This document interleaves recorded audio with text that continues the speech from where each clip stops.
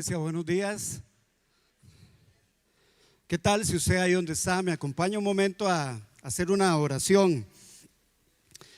Padre, en el nombre de Jesús, en esta mañana te pedimos que hables a nuestro corazón, que la palabra que va a ser expuesta, Señor, sea una semilla que encuentre un terreno fértil en mi vida, que pueda dar frutos, 60, 30, 90, Señor, pero que pueda, Señor, realmente traer una renovación, una transformación a mi mente y a mi corazón.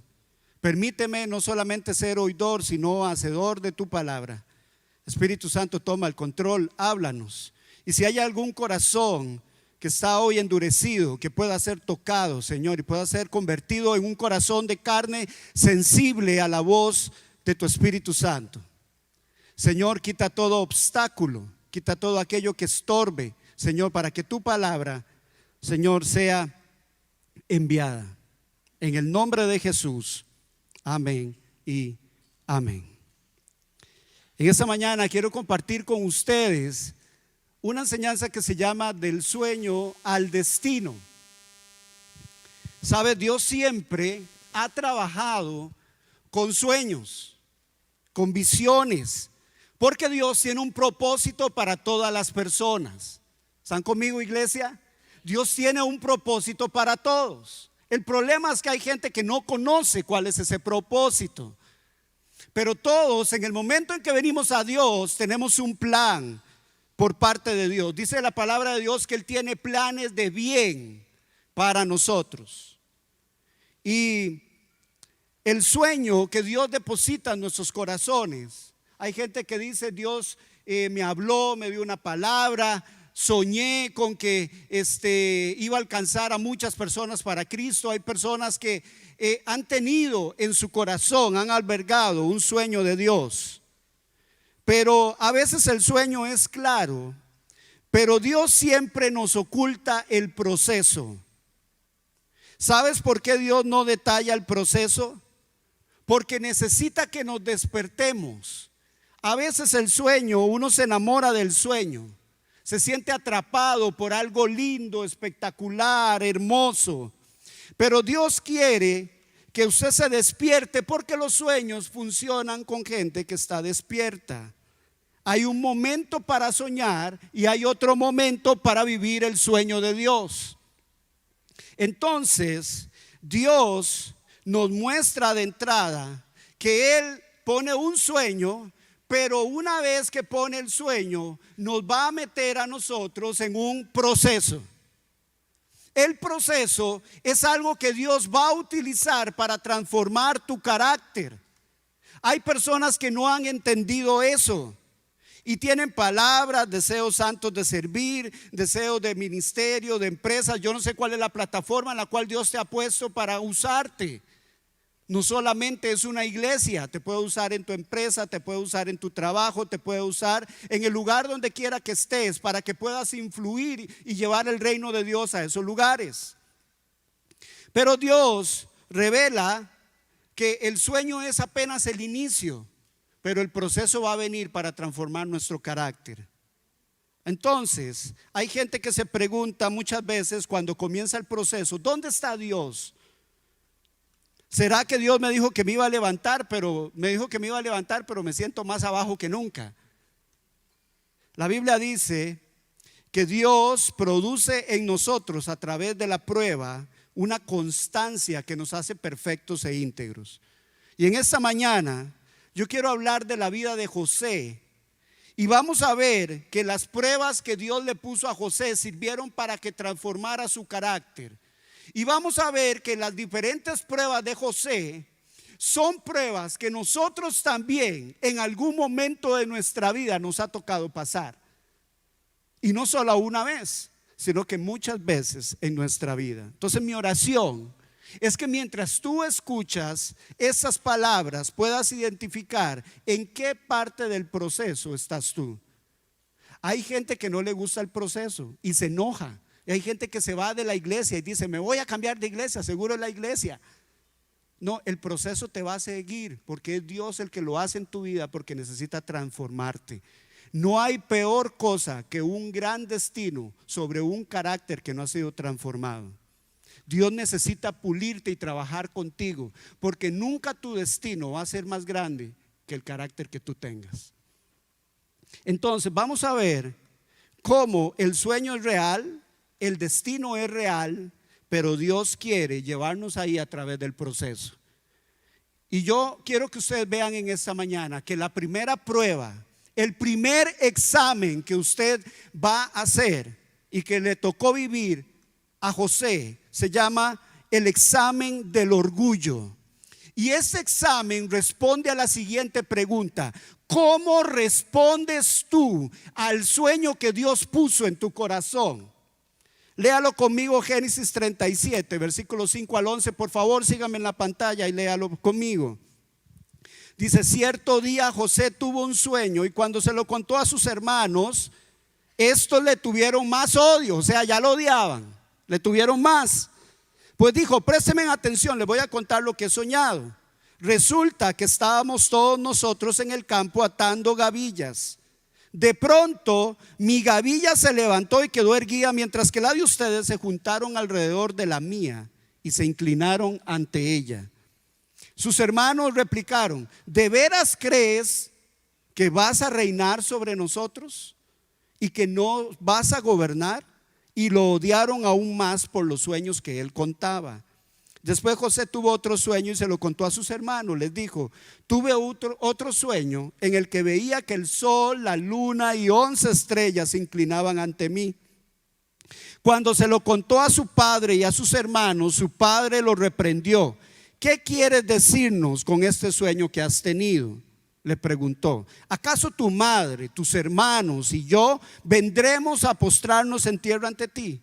Sus hermanos le tenían envidia, pero su padre meditaba en todo esto. Iglesia, lo primero que yo quiero decir, y estamos claros de entrada, es que Dios tiene un sueño para nosotros.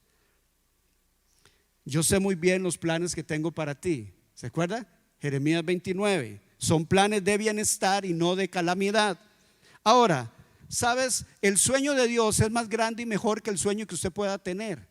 Hay gente que quiere seguir su sueño, pero yo le aconsejo: siga el sueño de Dios. Y le voy a dar solo una razón: el sueño de Dios es mejor que el suyo, porque Dios es más grande y mejor que usted. Así que usted tiene que pensar en que Dios lo va a poner a prueba, porque Dios quiere sacar lo mejor de usted. Ahora escuche esto: la prueba se llama la prueba del orgullo. ¿Cómo respondes al sueño? Escuche esto: el sueño era de Dios, pero la actitud de jactancia era de José. Entonces, lo primero que te voy a decir es: en esta prueba, lo peor que puedes hacer es presumir de lo que Dios te dijo que va a hacer contigo. Escuche esto: José le está hablando a sus hermanos. Él tiene 17 años. Sus hermanos son mayores, más fuertes y grandes, y lo odian. ¿Sabe por qué lo odian? Porque él era el favorito de su padre, y su padre le había dado una túnica de colores para que fuera más evidente que era el favorito. Entonces, y tras de eso, la túnica, o sea, 3 kilómetros podía ver dónde venía José. Entonces lo odiaban. Yo no sé si usted sabe, a la edad de 17 años, cuando usted tenía 17 años o tiene 17 años, uno no es tan sabio para hablar, no tiene tanta experiencia. Y a José le pasó eso. Comenzó a hablar. Y yo le digo a usted: un corazón orgulloso puede comunicar un sueño verdadero de una forma equivocada y crear un ambiente tóxico a su alrededor. Dice que cuando contó el sueño, sus hermanos lo aborrecieron aún más. El problema no fue el contenido del sueño, sino desde dónde lo compartió. ¿Desde dónde compartió el sueño? Siendo él el favorito, siendo él un inmaduro y compartiéndolo en un ambiente donde las relaciones ya estaban dañadas porque a él lo querían matar. Sabes, el orgullo siempre tiene algo que decir, y el orgullo siempre interrumpe, porque siempre quiere hablar. Ahora, ¿qué pasa con el orgullo? El orgullo habla desde el yo, mi llamado, mi ministerio, lo que Dios va a hacer conmigo. El orgullo habla sin sensibilidad, comparte cosas íntimas con la gente incorrecta. No siempre lo que Dios le ha depositado a usted en el corazón, no vaya inmediatamente y se lo cuente a cualquier persona, porque usted no sabe la inmadurez de esa persona y no sabe si ese corazón no está listo para escuchar lo que Dios va a hacer con usted. ¿Sabes? La Biblia nunca nos dice que oremos por humildad. La Biblia nada más dice: humíllate bajo la poderosa mano de Dios y Él te va a exaltar a su tiempo. ¿Cómo se humilla uno? ¿Sabes cómo usted puede humillarse todos los días? Preséntese delante del Creador del cielo y de la tierra todos los días y usted se va a dar cuenta qué pequeñito es usted. Pero en la medida que dejamos de presentarnos delante de Dios, nuestro ego se comienza a hacer más grande. ¿Qué consejos puedo dar para que hablemos con humildad de lo que Dios nos mostró? Ore antes de hablar y dígale: Señor, ¿es el momento para hablar? ¿Estas son las personas correctas con las cuales debo compartir? Revise la motivación de su corazón. ¿Para qué lo va a decir? ¿Lo va a decir para impresionar, para defenderse o realmente para edificar y servir? Compártalo en plural, no solo en singular. Hable de lo que Dios quiere hacer con todos, porque Dios a todos les tiene un trabajo y un plan. Atribuye el mérito a Dios, porque no se trata de su capacidad, de sus talentos, de lo que usted pueda hacer. Se trata de la misericordia de Dios, que utiliza el barro y deposita de su poder y su gracia para ejecutar sus planes poderosos. Iglesia, no depende de nosotros, depende de Dios. Entonces esa es la primera prueba. La prueba del orgullo. ¿Cómo respondes cuando Dios depositó un sueño en tu corazón? ¿Está conmigo, iglesia? La prueba número 2 es la prueba del pozo. La prueba del pozo va a responder a ¿cómo respondes cuando Satanás y otros te atacan? Lea conmigo, por favor, Génesis 37 del 18 al 24. Léalo conmigo ahí en pantalla. Dice: como ellos, los hermanos, alcanzarlo a verles desde lejos. ¿Por qué lo identificaron? Por la bendita la bendita túnica. Y antes de que se acercara, comenzaron a tramar un plan para matarlo. Y se dijeron unos a otros: vea que hermanos, yo quiero hermanos así. ¿Alguien quiere hermanos así? Dice: ahí viene este soñador, ahora sí que le llegó la hora, vamos a matarlo y echarlo en una de estas cisternas, y diremos que lo devoró un animal salvaje, y a ver en qué terminan sus sueños. Cuando Rubén, el hermano mayor, escuchó esto, intentó librarlo de las garras de sus hermanos, así que propuso: no lo matemos, no derramen sangre, arrójenlo en esa cisterna en el desierto, pero no le pongan la mano encima. Rubén dijo esto porque su intención era rescatar a José y devolvérselo a su padre. Cuando José llegó a donde estaban sus hermanos, le arrancaron la túnica muy elegante, lo agarraron y lo echaron en una cisterna que estaba vacía. ¿Sabe? La prueba del pozo es un proceso de formación de carácter, de quebrantamiento del ego y preparación del destino, demostrando que Dios utiliza las crisis para cumplir sus propósitos. ¿Sabe? Los hermanos, movidos por envidia, dice el pasaje, lo despojaron de su túnica y lo arrojaron a una cisterna seca. ¿Cómo era esa cisterna? Era un pozo oscuro, estrecho, sin agua, profundo. Si usted caía ahí, a menos de que alguien le tirara una soga o lo ayudara a salir, era imposible humanamente salir de ese lugar. Y un joven de 17 años, que sus hermanos lo odiaban por sus sueños, por ser el preferido de su papá, lo tiraron a ese lugar. ¿Qué emociones podría sentir José en ese lugar? Soledad, abandono, temor y por supuesto dudas sobre sus sueños. Hace poquito estuvo soñando que los hermanos iban a inclinar ante él, y hoy está en un pozo, literalmente amenazado de muerte por aquellos que se supone le iban a servir a él. Pero ¿sabe cuál es la enseñanza de esta prueba? Es que el pozo no es el final, es el proceso. ¿Están conmigo, iglesia? El pozo no es el final, es el proceso. Dios usa momentos de estancamiento para prepararnos. También hay un quebrantamiento del yo. José tuvo que entender que su vida no giraba en torno a él o sus sueños, sino que él a partir de ese momento tenía que entender que su vida tenía que depender absolutamente de Dios. y que Dios, a pesar de que venga adversidad sobre tu vida, Él siempre es fiel. Iglesia, yo no sé si a veces usted pasa por momentos muy difíciles, pero a veces uno siente como que Dios se le olvidó que uno existía. Como que Dios dijo, a este ya no lo voy a tener en mi mano. A veces uno siente eso, pero hay una verdad. Es que no es por el sentimiento, no es por las emociones. Es una fe que tiene una convicción de que si Dios dijo que iba a estar conmigo, aunque yo atraviese valles de sombra y de muerte, Él está ahí. Aunque yo no lo sienta, Él está ahí.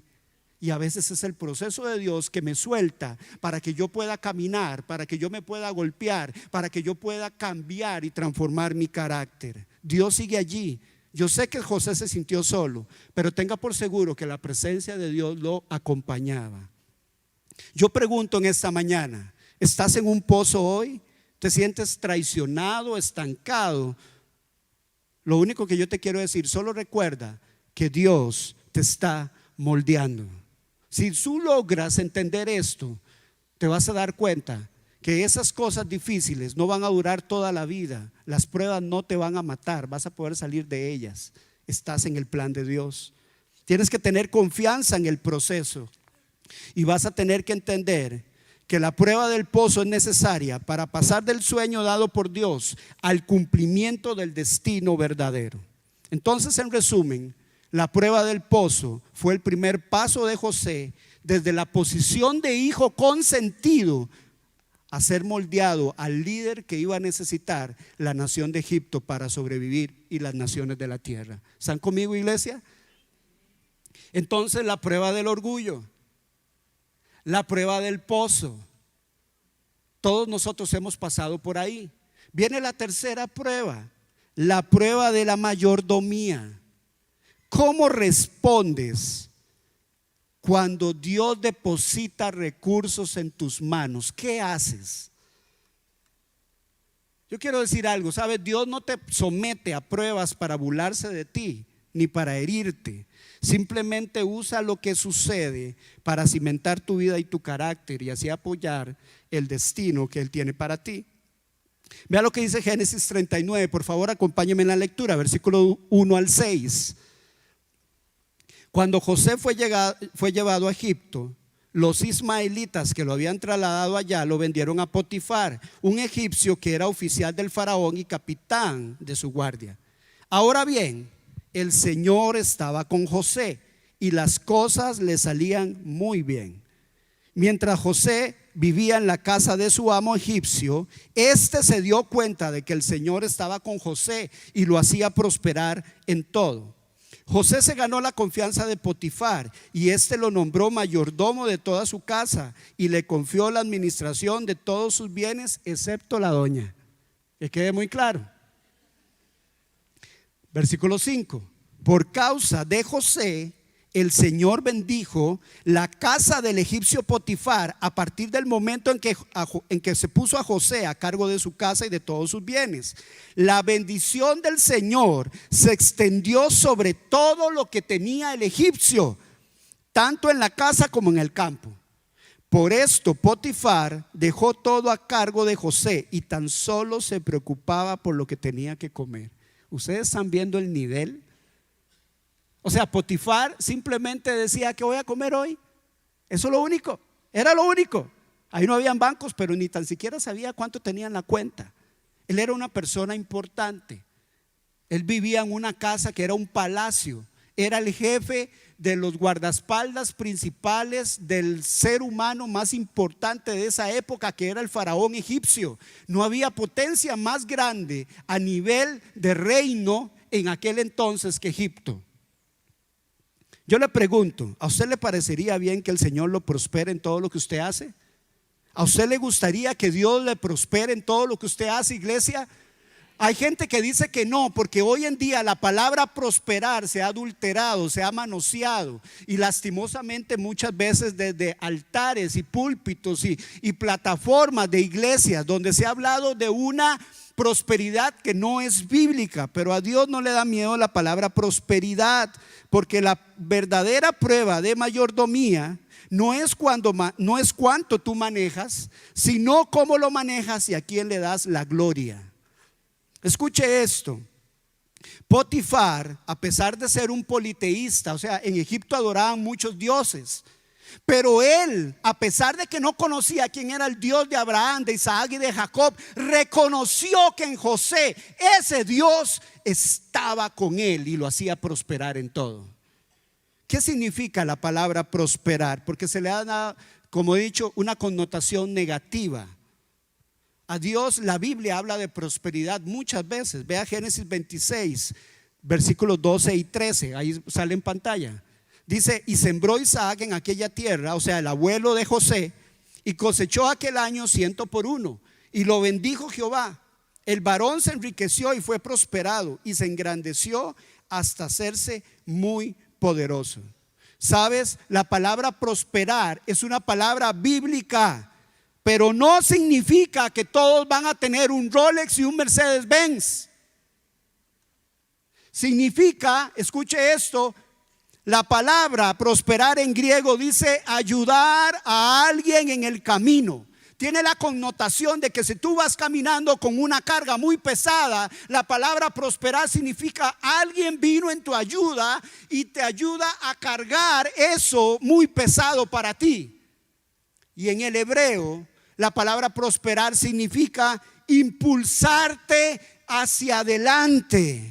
Impulsarte hacia adelante. ¿Cuántos quieren que Dios los impulse hacia adelante en su matrimonio? Con la crianza de sus hijos, con su trabajo, con su negocio. Eso significa: Señor, prospérame. Señor, impúlsame hacia adelante. Yo no puedo llevar esto solo. Necesito que me ayudes. Necesito que me prosperes. No es: Señor, que yo abra los ojos y aparezca $1 millón en mi cuenta. No es: Señor, que tenga 5 casas, 10 carros. No significa eso.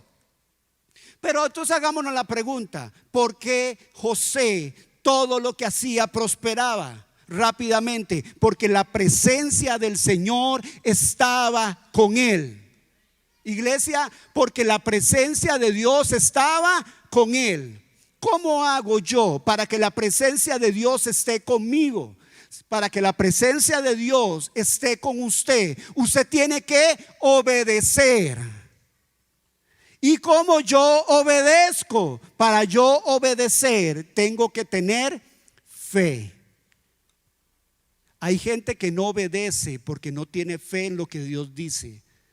Y como no obedece, no tiene la presencia de Dios. ¿Están conmigo, iglesia? Ahora, ¿y cómo puedo yo tener fe?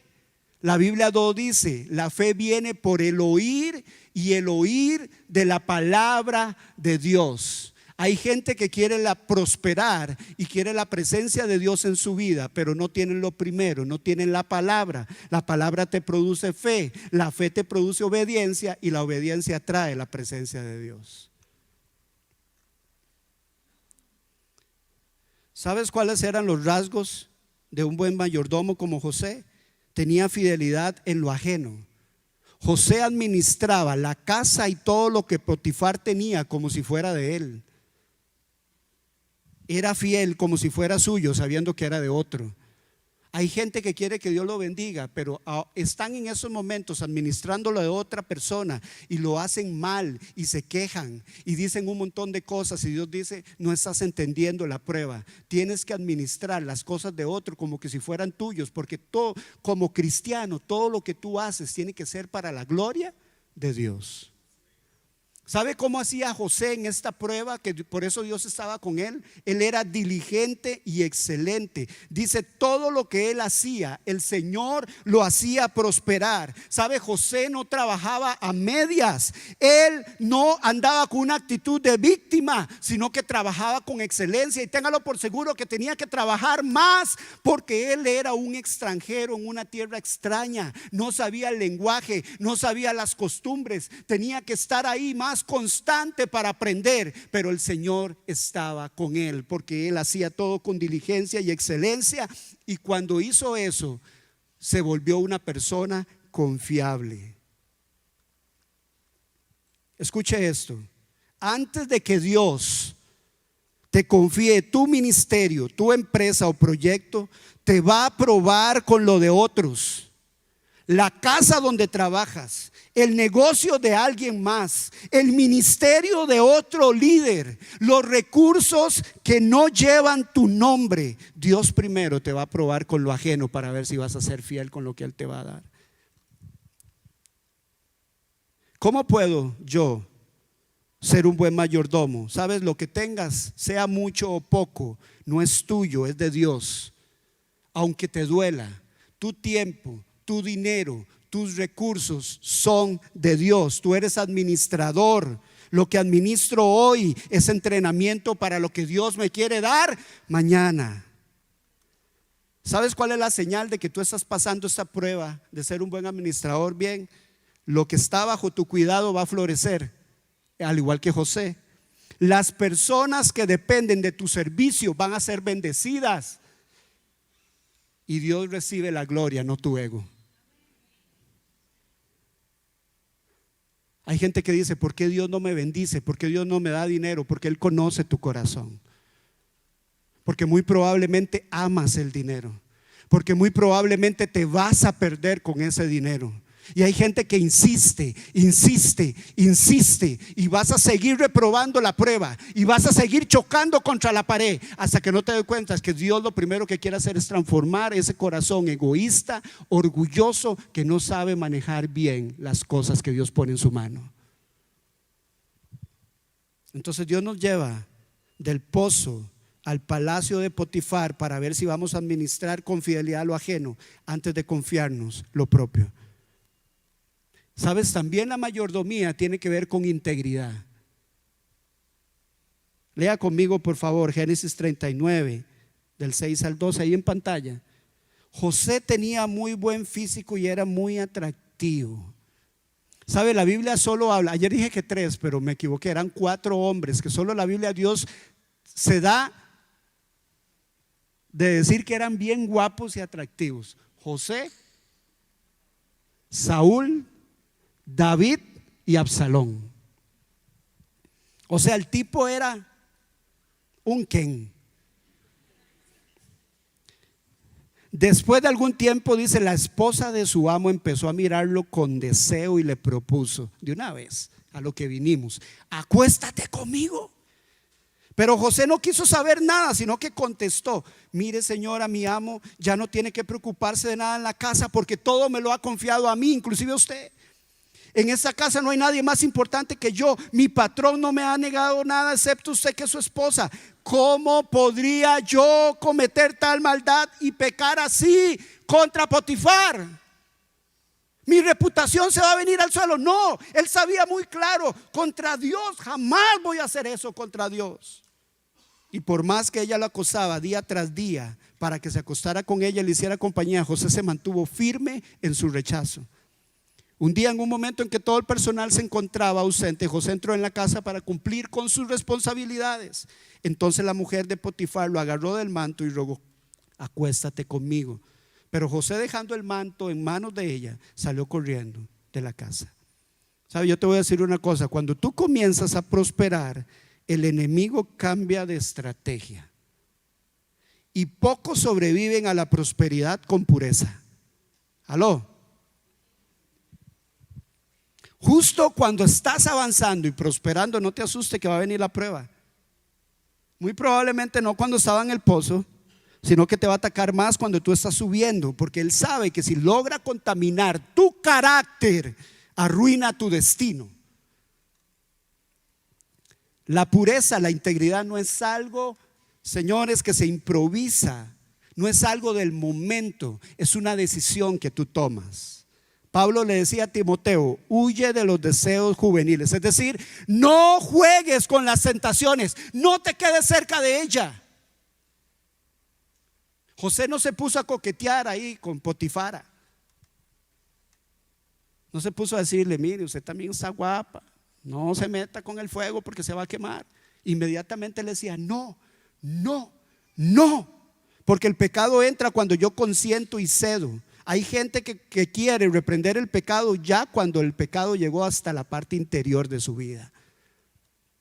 Pero la Biblia dice que el pecado no es de la noche a la mañana. A veces son como palomas que primero comienzan a revolotear encima de tu cabeza. Tú las puedes espantar, pero si no las espantas van a terminar haciendo nido ahí.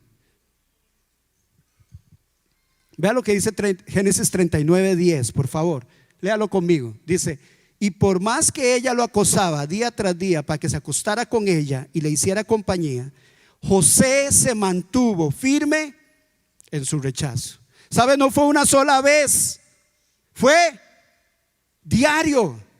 Vea, el enemigo, si no te seduce en intensidad, va a intentar con insistencia, poco a poco, intentando que tú te desgastes.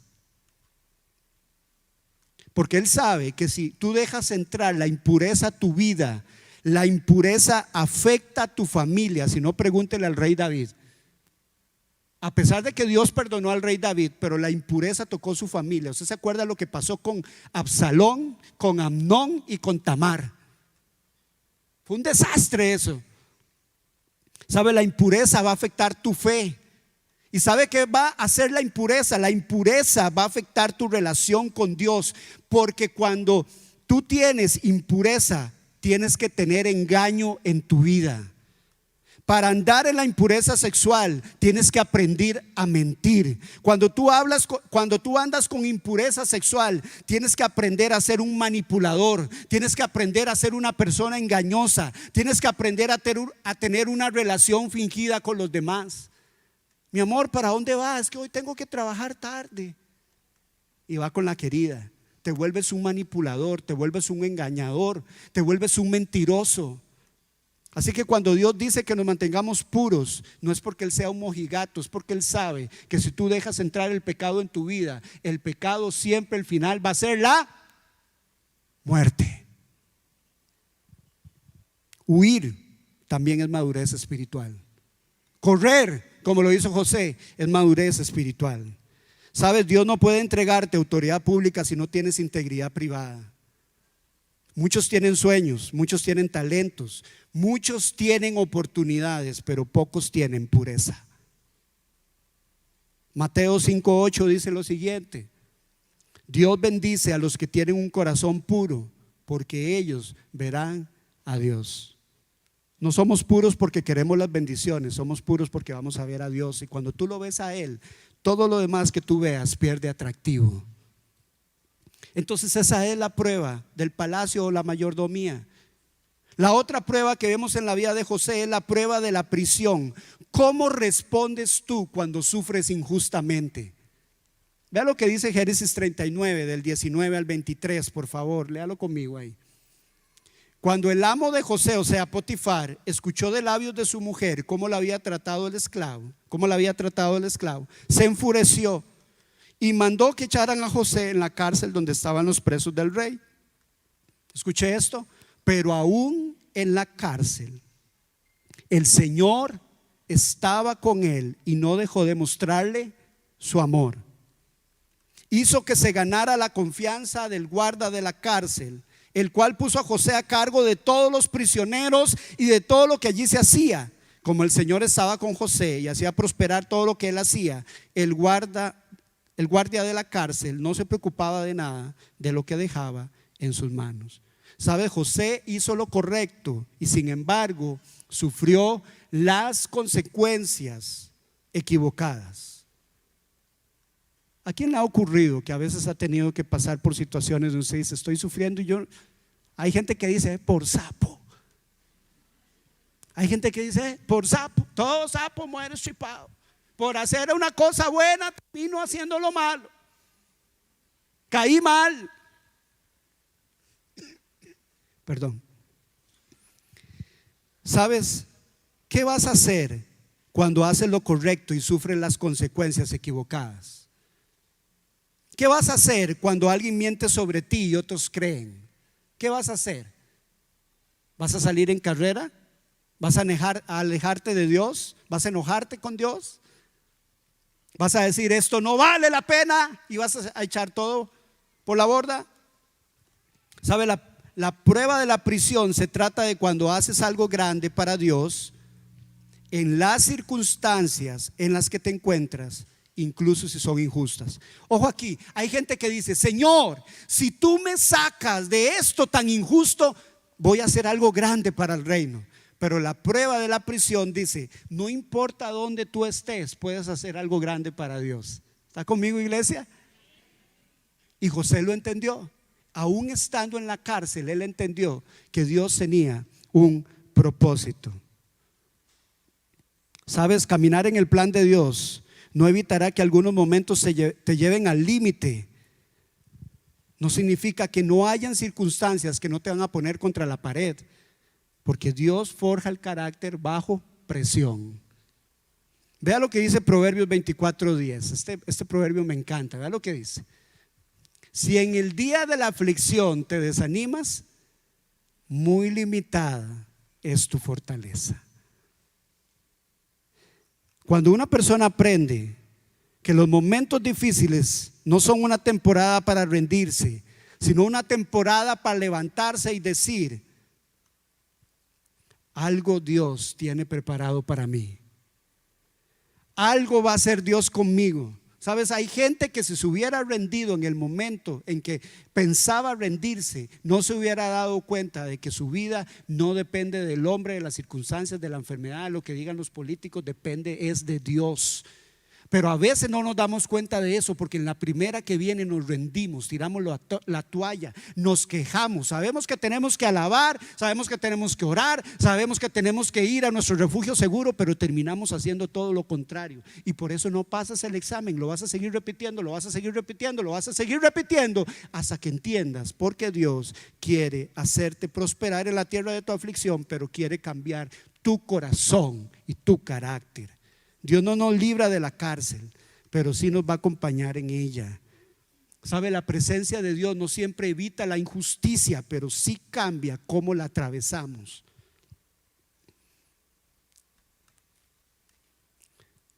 ¿Sabe? Si estás en la voluntad de Dios, si has hecho lo correcto, no dudes.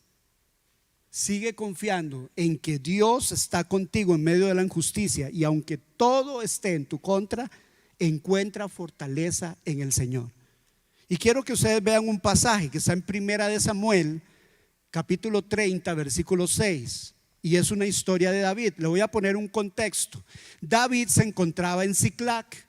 Ahí él agarró a todos los hombres y se fue con ellos a atacar un pueblo cercano. Y se quedaron las mujeres y los niños. Mientras que ellos andaban en esa guerra, atacaron Siclac los amalecitas y se llevaron como esclavos a las mujeres y a los niños. Y cuando David llega, no había nadie. Y vea lo que pasó. Dice: David se angustió, pues la tropa, o sea, el ejército que fue con él, hablaban de: vea lo que pasó, vamos a apedrear a David por culpa de David, vea todo lo que pasó. Y es que todos, dice, se sentían amargados por la pérdida de sus hijos e hijas. Pero vea lo que hizo David. Pero cobró ánimo y puso su confianza en el Señor su Dios. ¿Sabe qué hizo David? Llamó al sumo sacerdote y le dice: páseme el efod. Y se puso el efod, y dice que comenzó a adorar y consultó a Dios. Y Dios le dijo: ve detrás de ellos, que no solamente los vas a alcanzar y vas a recuperar, sino que los vas a destruir a todos. Entonces la tribulación va a traer la presencia de Dios a nuestra vida, nos va a traer entereza de carácter. Vea lo que dice Romanos 5, del 2 al 4. Romanos capítulo 5, versículos 2 al 4.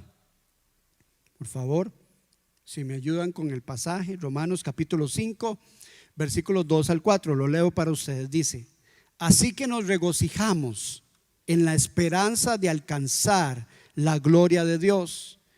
Y no solo en esto, sino también en nuestros sufrimientos, porque sabemos que el sufrimiento, ¿qué hace?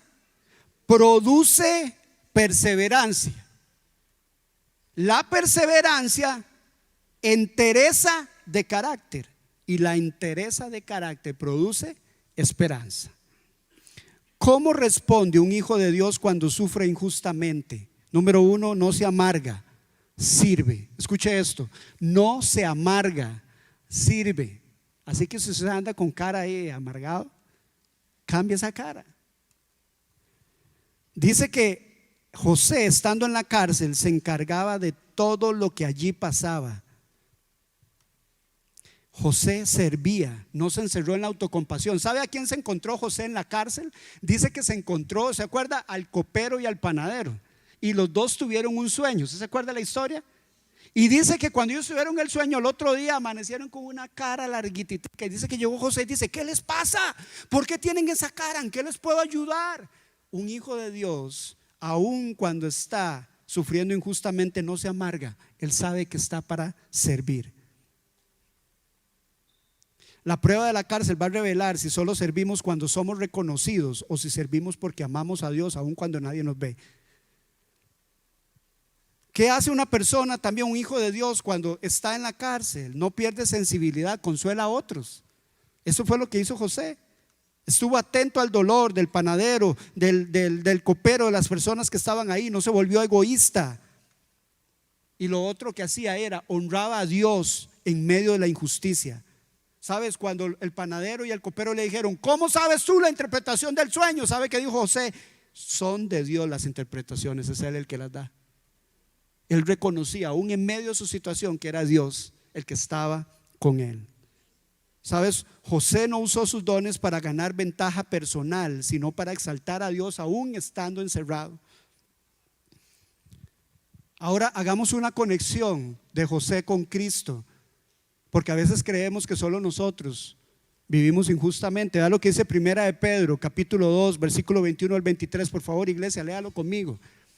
Dice: para esto fueron llamados, porque Cristo sufrió ¿por quiénes? Por ustedes, y les ha dado ejemplo. ¿Para qué?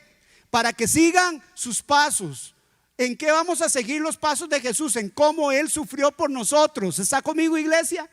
Vea lo que dice: Él no cometió ningún pecado, ni hubo engaño en su boca.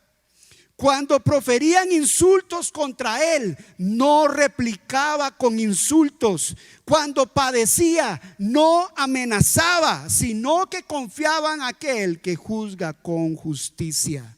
¿Sabe? La prueba de la cárcel te invita a reaccionar como Jesús, sin venganza, sin amenazas, confiando en el Dios que juzga justamente. Cuando sufras injustamente, recuerda: Jehová estaba con José. Cuida tu corazón, no alimente la amargura contra Potifar. No alimente la amargura contra la esposa de Potifar. No aumente la amargura contra el copero que se olvidó y 2 años después fue que se acordó de José. Espera el tiempo de Dios, porque tu cárcel no es el final de la historia. Es un capítulo en el proceso de que Dios está formando tu vida. ¿Está conmigo, iglesia? Amén. Últimas 2 pruebas. La prueba del poder. ¿Cómo respondemos cuando nos suceden buenas cosas? Yo sé que esto le gusta a muchos. Cuando está buena la cosa, ¿cómo tú respondes? Vea lo que dice Génesis 41, 39, 40. Por favor, léalo conmigo ahí en pantalla. Luego, hablando el faraón, le dijo a José: puesto que Dios te ha revelado todo esto, no hay nadie más competente y sabio que tú. Quedarás a cargo de mi palacio y todo mi pueblo cumplirá tus órdenes. Solo respecto al trono, yo tendré más autoridad que tú. O sea, escuche esto: cuando José fue tirado al pozo tenía 17 años. Cuando José está ahí recibiendo esa palabra, tiene 30 años.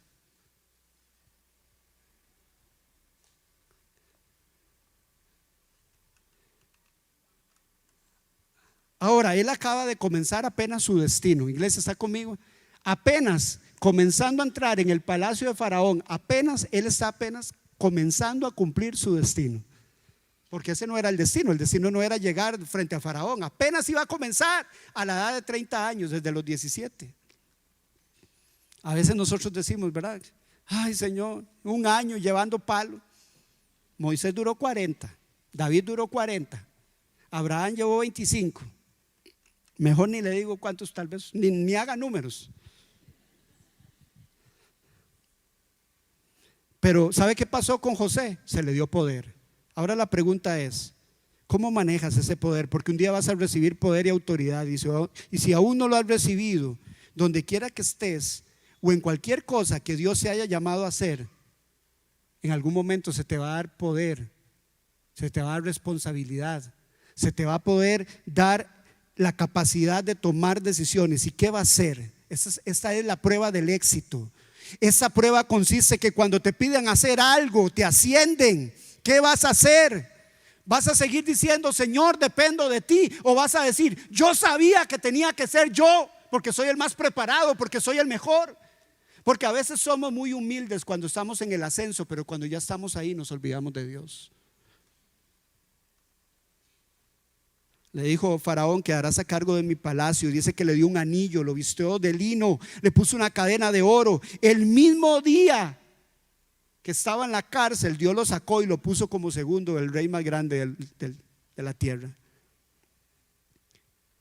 Yo hago una pregunta: ¿de dónde viene el poder?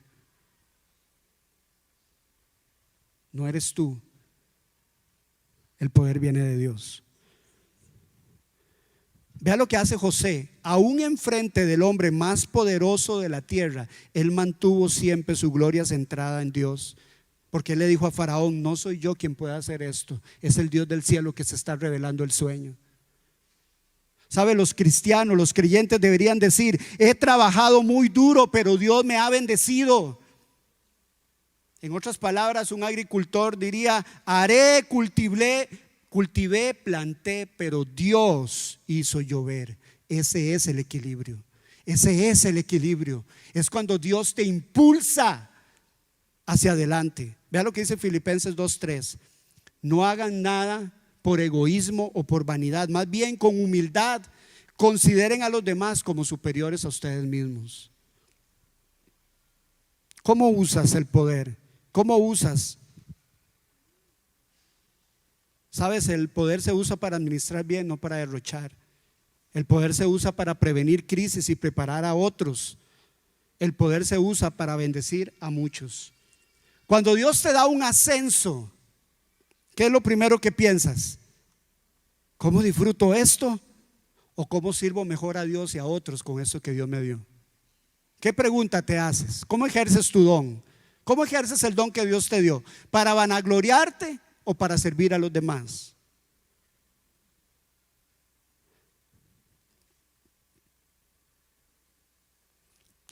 Y voy a terminar. Tenía otra más, pero la voy a brincar. Y quiero cerrar con la prueba del perdón. ¿Cómo reaccionas a la ofensa? Sabes, no podrás cumplir tu destino a menos que aprendas a perdonar. Y todos tenemos 1.000.000 de oportunidades para no perdonar. Y yo creo que José tenía 1.000.000 más 1. ¿Cierto o no? Lo vendieron como esclavo a los 17 años. Ahora yo le hago una pregunta: ¿cómo se perdona a quienes no se arrepienten? ¿Cómo se perdona a alguien que no admite que se equivocó, que no hizo nada malo? Escuche esto, porque a veces leemos la historia de José, pero no nos damos cuenta de este detalle. José, cuando se presenta por primera vez a sus hermanos, tiene 39 años.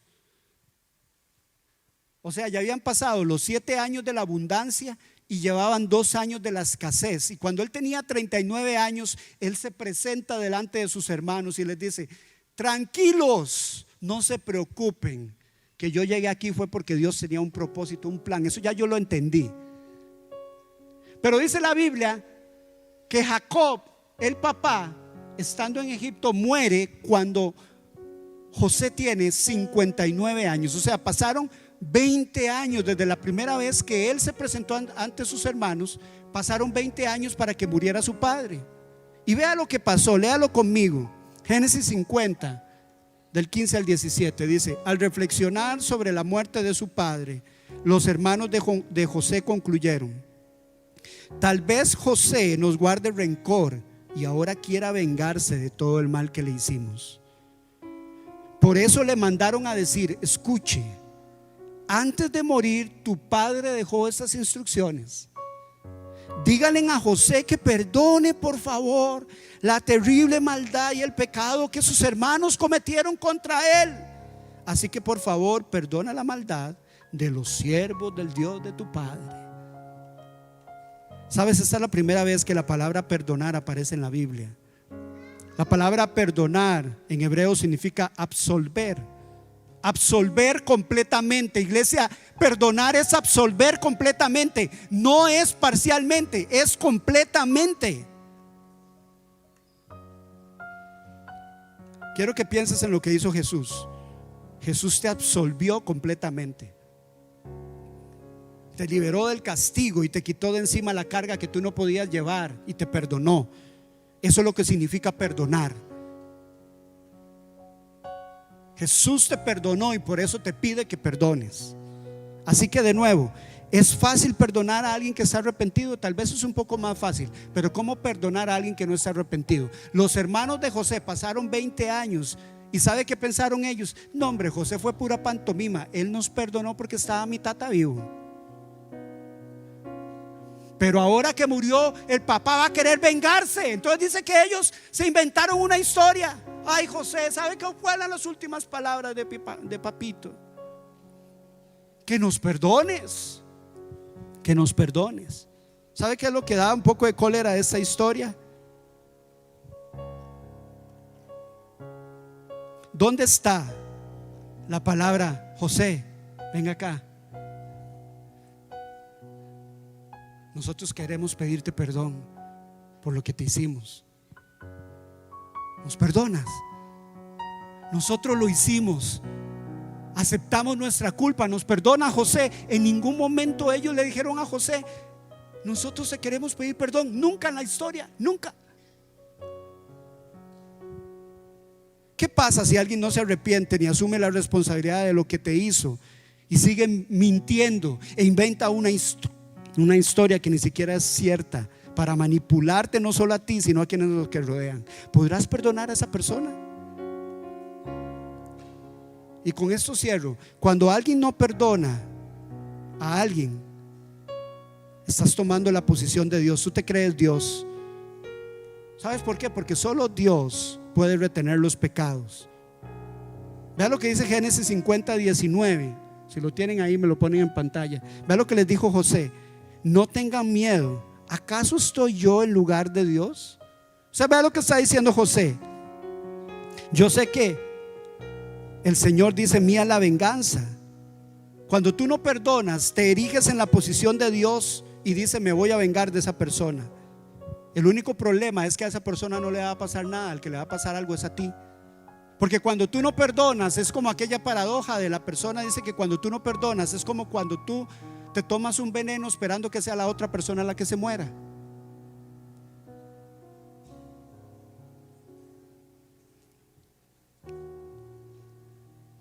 Cuando liberas a una persona perdonándolo, liberas a Dios para que obre en tu vida, en la de esa persona y en la situación de lo que pasó. El perdón bíblico es una decisión delante de Dios. Escuche esto: no una respuesta a la perfección del arrepentimiento del otro. Perdonamos porque hemos sido perdonados en Cristo, no porque el otro lo merece que lo perdonamos. Póngase de pie, iglesia.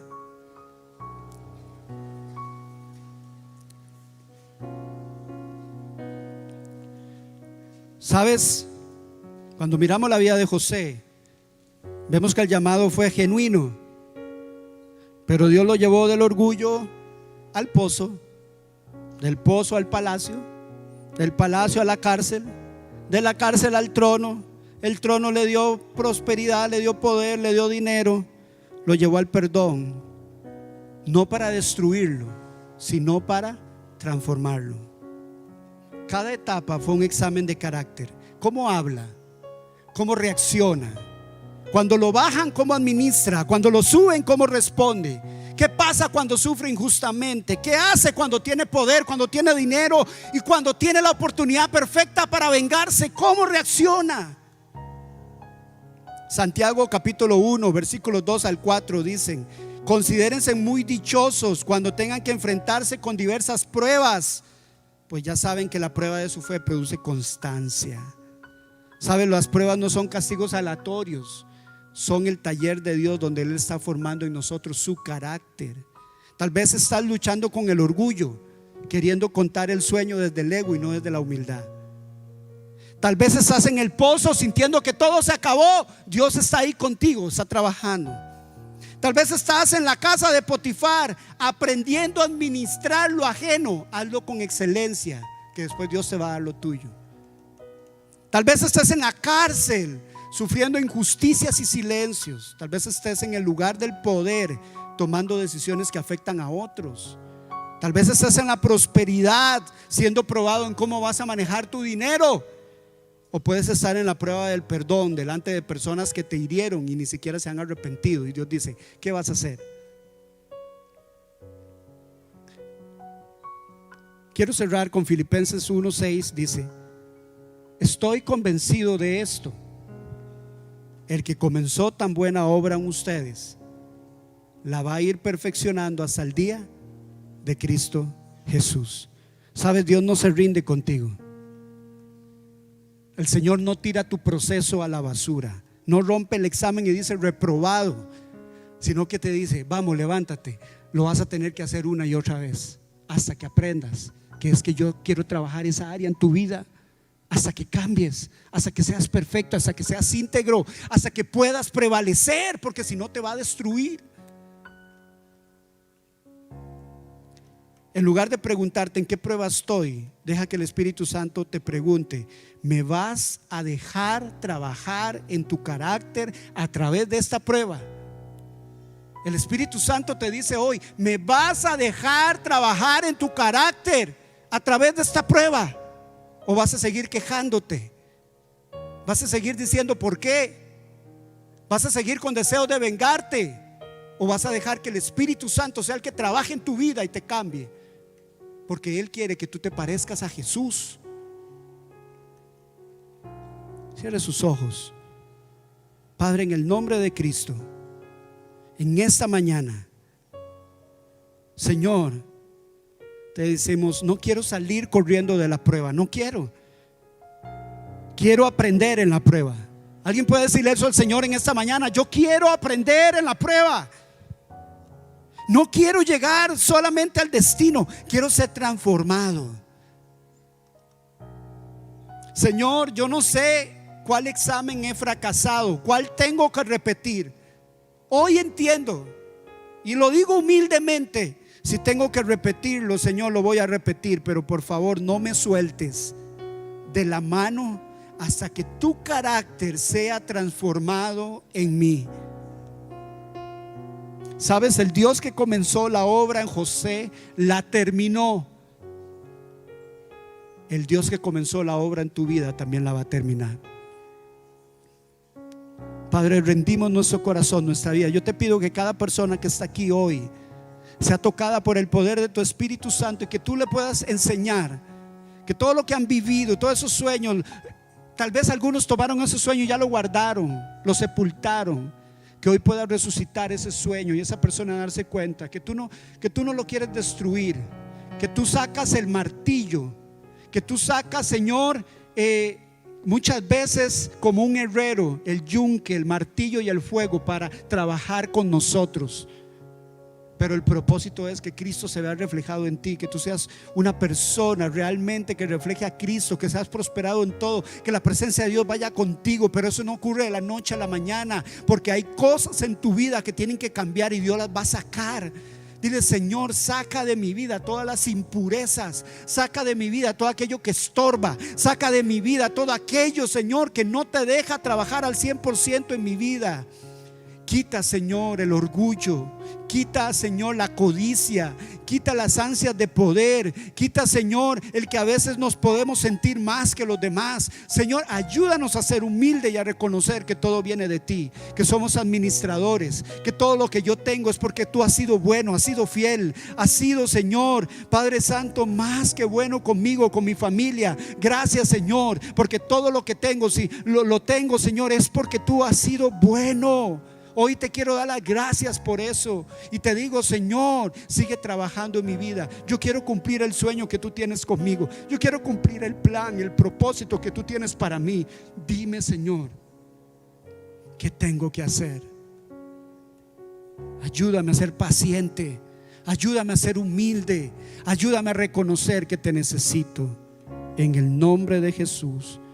Espíritu de Dios, trabaja en cada vida en esta mañana.